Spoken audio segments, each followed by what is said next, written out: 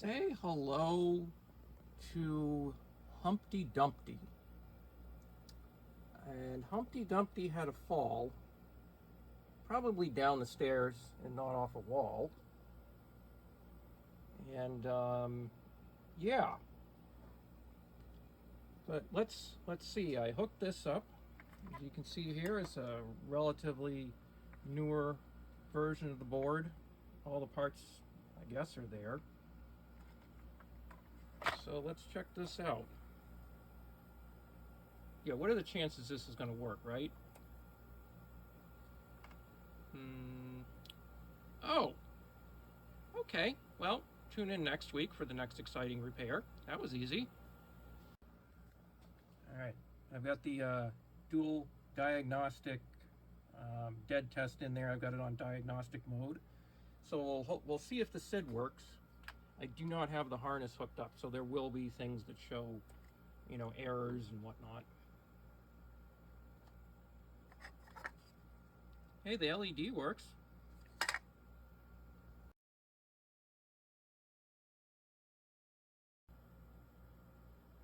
Uh-oh. Oh.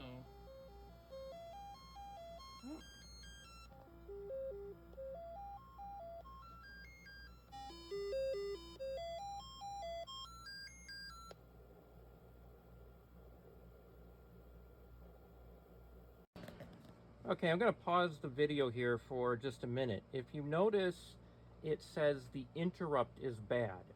And while I don't have a test harness hooked up to this Commodore, I don't think the interrupt is supposed to be bad, even though there's no harness. So that's something we're going to have to come back to. It appears there is at least one fault with this machine. I'll have to do a little more testing on that SID. I thought I heard a bit of a squeak in there. So I've got the SD to IEC hooked up here. You can get these off of eBay and retro suppliers. I think this one came from the future, was 8-bit. That's a great supplier of Commodore and other retro stuff. And if you don't have one of those yet, it's going to open up a whole world of Commodore software out there that's just sitting on the internet. It comes with this neat little file program list that you can scroll through, and I think SID tester is what I want. And there we are. It is faster than a regular Commodore drive. So let's try one. Run all wave tests. This is gonna test everything that the SID has. This 28. I think that's probably enough. This thing has a little speaker. I don't want to stress it too much.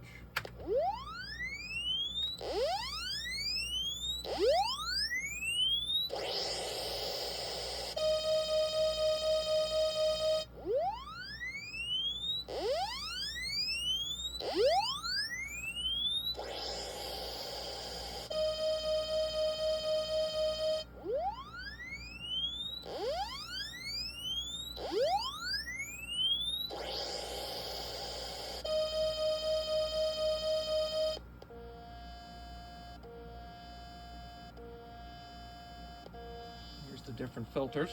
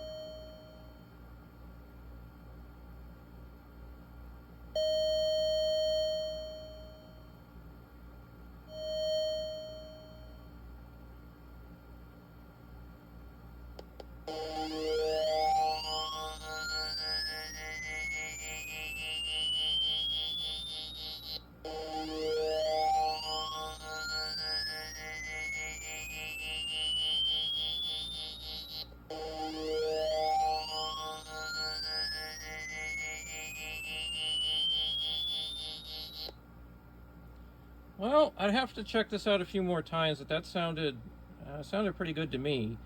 Again, you can get this software online. There's a website and the person who made it. I found this.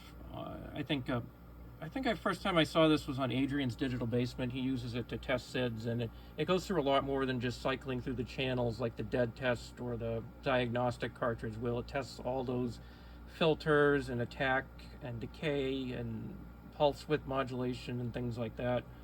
All the fancy stuff that the SID can do. Okay, so I guess I'll have to figure out what exactly I want to do with this. The keyboard is probably still good, and the board itself looks good, but the case is pretty much the bottom half might be somewhat salvageable, but the rest of it is pretty much gone. And here's the other computer I just got. It's another longboard VIC-20. This one has the keyboard with the rubber cups, which I think is similar to the Commodore PET. It makes a distinctive clunky or clacky sound as opposed to the spring-loaded keyboards that are more common. I do have a replacement for this, thankfully, so that's good news. And I've already plugged it in and it doesn't work, and the reason why it doesn't work is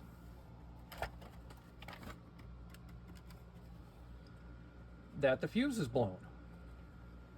And I'm looking around in here, and if I looked closely, the fuse is blown, and I know about these two capacitors. They're both supposed to be 0.47 microfarads. These things look huge, so I don't know what that's about. And if the fuse is blown, I hope the fuse was able to do its job and save the rest of the computer. Just a quick look here. It seems like got 82, early 82. Not seeing any obvious signs of reworking. 3182. This one's also 3182. These three here are ROMs. 82, 82. I think this might be a newer capacitor. I'm not sure. That may have been replaced. These types of VIC-20s have this one big, I think it's to do with the power supply, this one big 4700 microfarad capacitor. Trying to get the RF shield off here. When possible, I like to pry against the vertical part of the shield that's soldered to the board, and also not stick things in too far. That way I don't think it stresses the board as much if you're just putting the heat shield, putting the RF shield against itself. And also doing this handheld, I don't have my tripod. And okay, gosh, that was on tight. Yep, MOS 6560, 2982.